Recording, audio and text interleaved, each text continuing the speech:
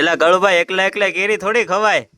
એલા રામ રામ ને સીતારામ લઈને ને માતાજી હવના હારાવાના કરે ભાઈ. આ તો ગામડું કહેવાય અને ગામડાની મજા તો કઈક અલગ જ હોય. અને ખાસ કરીને તો ભાઈ આ છે અમારું જીવદયા ટીમ ઢૂંઢસરનું સ્થળ, બરોબર. અને ભાઈ અહીંયા હવારના કુંડા આપણે સાફ તો નહોતા કર્યા, પણ વીડિયા બનાવતા હતા અને બાળકોએ બધું સાફ કર્યું હતું. તો ભાઈ ભૂખ લાગી એટલે એમ થયું ભાઈ આજ આઈને ખાઈ લેવું છે, આપણે કઈ ઘરે જવું નથી.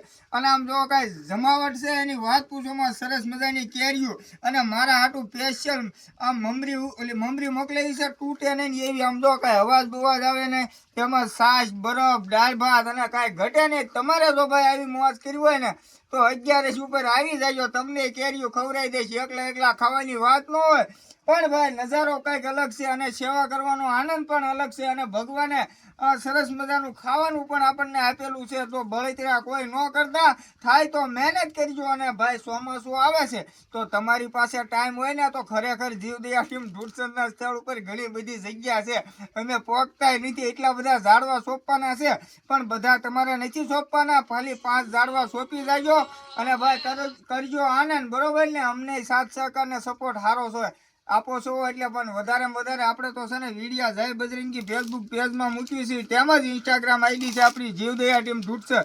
અને ભાઈ સોપડેલો રોટલી અને ભાઈ આમ મોજ છે હો ભાઈ. હવે વિડીયા નથી બનાવવા, તમે શેર કરી દેજો. આપણે કેરી ઘોળાઈ ગઈ છે, ખાવાની તૈયારી કરી દેવી છે ફૂલ.